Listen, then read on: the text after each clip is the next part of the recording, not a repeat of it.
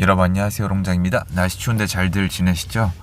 요즘 부동산 얘기 좀 줄었죠, 컨텐츠들이. 왜냐면 정치 쪽에 사람들이 관심이 너무 많이 가 있어가지고 부동산 얘기를 하는 컨텐츠 조회수나 실제로 여러분 관심도가 떨어졌을 거예요. 왜냐면 여러분이 합리적인 게 정치나 국가의 어떤 이 행정 시스템 자체가 완전히 마비가 되거나 잘못되면은 부동산도 못 돌아갑니다. 네, 이게 최근 2년 반 동안 여러분이 보신 세상이에요. 시스템 자체를 망가뜨리면 시장이 한동안 데미지를 받을 수밖에 없고, 거래라는 자유 행위가 이뤄질 수가 없죠. 거래가 없으면 가격도 없습니다. 거래 자체를 줄여서 시장을 잡은 것처럼 만들어 나왔던 거잖아요. 이건 제가 지속적으로 말씀을 드렸었는데요. 지금 살펴보면은 정치 얘기 잠깐 짧게 하면요, 제가 요새 어떤 일을 겪고 있냐면요, 하소연인데 여러분께 하소연이에요. 못났죠. 현재 정권 비판하잖아요, 부동산 포함해서. 그러면 탄핵 찬성이고 이재명 지지다, 이걸 한 세트로 만드시더라고요. 그리고 거꾸로 이재명 지지하시는 분들은 저는 서민 죽이는 투기 세력, 제 3의 영역이 돼버렸어요. 근데 제 생각에는 제 3의 영역은 제가 아니거든요. 여러분이 아니거든요. 좀 혼란스럽네요. 오늘은 잠실 엘스 얘기할 거예요. 그분들이 얘기를 하세요. 여전히 투기 세력이 있다. 투기 세력이 집값을 일부러 올리고 있는데 얘는 돈이 많아서 여기를 선점하고 있다. 서민들이 이제 끝났다. 좋은 아파트 못 가진다. 이렇게 말씀을 하시는데, 제가 이 얘기를 했었잖아요. 지금은 실수요자 시장이다. 실제 거주하기 위한 집을 미리 사거나 사는 시장이다. 그렇게밖에 안 돌아가고 다주택자는 던지기만 한다. 근데 이젠 다주택자 망해가고 있는 건 관심들이 없으시고, 일부 지역의 아파트가 많이 올라가고 있는 거에 굉장히 분노를 하고 계세요. 제가 생각해도 좀 많이 올라가긴 했어요. 좀 밸런스가 안 맞아요. 이거는 좀 굉장히 지금 눈여겨봐야 되는 시점이에요. 기회가 만들어질 수 있는 부분이에요. 다시 한번 강조드려요. 지금 일부 단지만 치고 올라간 거 있잖아요. 이거 사실 밸런스 안 맞습니다. 그리고 현재 정부의 정책에 너무 많은 영향을 받았고, 그 이론도 맞아요. 똘똘한 한 채에 대해서. 이게 계속 가지 못합니다. 역사가 얘기해 주는 건데, 이건 우리가 잘 생각을 해보고 기회로 만들 수 있으면 노력을 해야 됩니다. 근데 여기서 제가 혼자 너무 많이 갔다, 이거 기준 예전에 제가 한번 말씀을 드렸는데요. 이거에 대해서 좀 더 세부적으로 말씀드려 볼게요. 자, 엘스를 사시는 분들은 실거주자다, 실수요자다. 그럼 사람들이 뭐라고 지금 오해를 하고 있는 거냐면, 이 사람들은 돈에 관심이 없고 실거주를 위해서 순수하게 매수하는 거다. 이게 정권이 여러분 세뇌시키려고 만들어낸 이론인데요. 여러분, 집값이 떨어질 것 같으면 사는 사람이 없어요. 집값이 떨어질 건데 누가 사요? 재산적 피해가 얼만데 몇천 몇억을 날릴 게 뻔한데 사람들이 산다고요? 그건 정신이 나간 사람이죠. 자, 잠실 엘스 여러분, 이거 예예요. 이그젠플이, 여러분 설명 편하게 하려고 이그젠플이에요. 이 시세에 대해선 지금 한 27억 정도 하는데, 잠실 엘스 제가 좀만 낮춰가지고 설명의 편의를 위해서 여러분 25억이라고 좀 할게요. 가지고 계신 분들 좀 화내지 말아주시고, 설명을 위해서 25억이에요. 그리고 전세가가 지금 8억에서 한 10억 잡으면 되는데, 전세가 그냥 10억 잡을게요. 그리고 월세가 500짜리가 없어요. 보증금이 있기 때문에. 보증금이 낮아도 월세를 한 400, 450 받으시는데 월세 그냥 500 잡을게요. 크게 차이 안 나요. 여러분 설명의 편의를 위해서 해야 돼요. 매매가 25억, 전세 10억, 월세 500이에요. 보증금 빼고. 이런 거 실제로 존재하지 않아요. 이거 좀 이해 좀 해주세요. 그러면 여기 사람들은 월세, 전세, 매매를 다 택할 수가 있어요. 지금 네이버에 보세요. 매물 있어요. 그러면 왜 매매를 할까요? 그러니까 여러분이, 제가 이 얘기를 직접적으로 하면 잠깐 좀 얘기를 안 하시다가 나중에 다시 뭐라고 하시는데, 부동산은 돈이 돼야 돼요. 플러스 알파가 돼야 돼요. 그래야 새로 짓는다니까요. 여러분, 국가 땅 팔았죠? 그쵸? 땅 팔아먹었잖아요, LH가. 그리고 시행사, 시공사 돈 벌라고 해서 분양했죠. 그럼 이 집을 산 사람은 가격이 내려가야 돼요? 이런 말도 안 되는 그런 게 어딨어요. 국민만 죽어야 되나요? 나라 돈 벌었죠. 은행 돈 벌었죠. 회사 돈 벌었죠. 국민도 돈을 벌어야 될 거 아니에요. 왜 국민만 노동으로 돈을 벌어야 돼요? 우리가 거지예요? 왜 걔네랑 다른 시스템으로 살아야 되는데요? 여러분, 지금 제가 말한 기관들 있잖아요. 여러분보다 노동을 열심히 한 기관들이 아니에요. 국가요? 국가가 돈을 어떻게 벌어요? 여러분 생각을 해보세요. 은행은요, 더 심하죠. 기업들은요, 기업 자체가 노동을 하는 게 아니잖아요. 그럼 국민들은 왜 노동을 해서 돈을 벌어야 되는데요? 이렇게 생각을 하면 이 시야가 좁아져요. 그게 아니라 매매를 했을 때 나한테 제일 이득이니까 매매를 하는 거예요. 근데 이 사람들이 실수요자라고요. 지금 구조상 분리해서 보셔도 돼요. 그러면 매매를 하시는 분들은 나한테 어느 정도 이득이 되기를 위해서 사는 거냐? 계산이 가능해요. 근데 매매가는 계산이 완벽하지 않아요. 이것도 설명을 드릴게요. 자, 전세가 10억이에요. 매매가 25억이에요. 차익이 얼마예요? 15억이에요.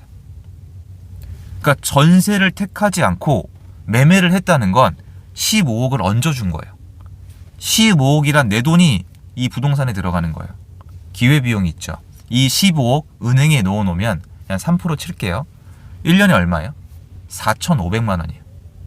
은행에 가만히 넣어놔도 4,500만 원이 돌아오는 이거를, 물론 여기서 이자 나가겠지만 좀 뺄게요. 왜냐면 3%에서 좀 다른 거 할 수도 있잖아요. 4,500을 포기하고 매매를 한 거라고요.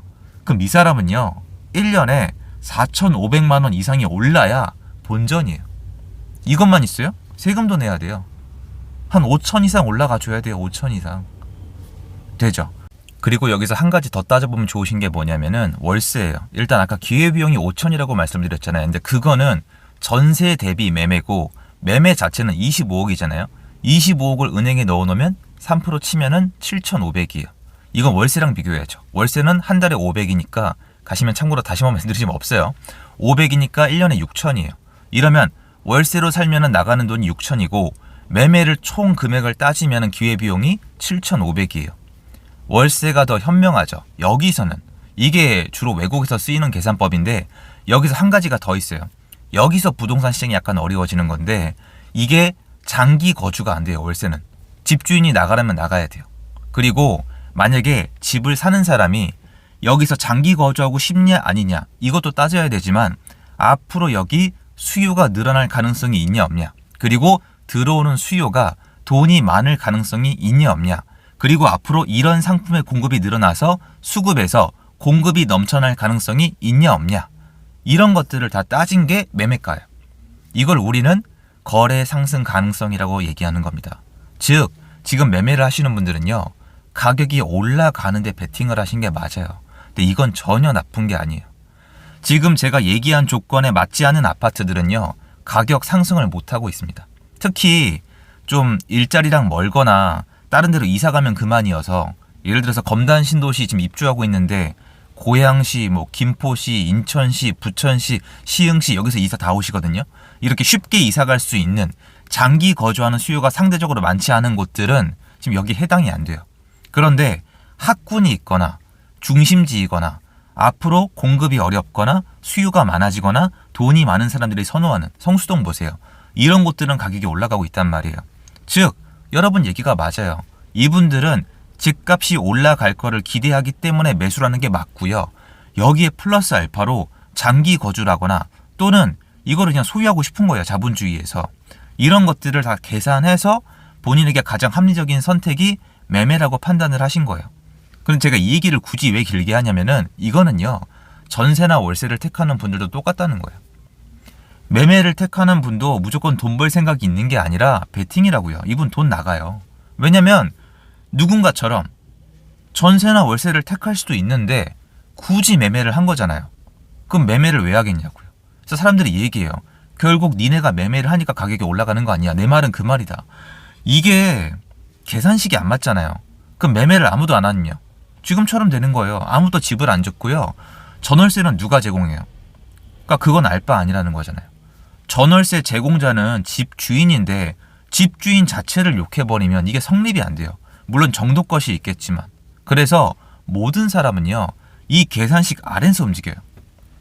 근데 이걸 우린 단순화시키기 위해서 뭐라고 해요? 가격 상승 기대감? 투기라고 부르죠. 투기는 존재하지 않아요.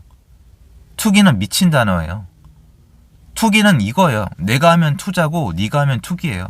여러분, 국회의원들 뭔가 걸리면 전부 다 뭔지 알아요? 노후 대비, 아내가 있다, 난 몰랐다, 투자한 거다, 문제없는 투자였다. 국민들이 하면 투기와의 전쟁에서 지지 않겠다. 이게 비정상 아니에요? 그래서 저는 영상에서 대놓고 얘기하고 싶은 거예요. 가격 상승을 기대하니까 매매를 하는 거고 이 사람들이 있으니까 공급이 되고 전월세 공급이 되는 거예요. 단계를 따지면은 얘네가 1단계고 2단계, 3단계가 전월세예요. 이분들이 있으니까 전월세가 나오는 거라고요. 그리고 나중에 이게 순환이 되니까 전월세가 있으니까 매매가 일어나면서 플러스 알파가 생기는 건 맞는데 근본적으로 돌아가면은 전월세가 없어지죠. 제가 굳이 이 얘기를 왜 하냐고요? 앞으로 펼쳐질 시장이니까요. 다주택자, 집주인을 인정하지 않았잖아요.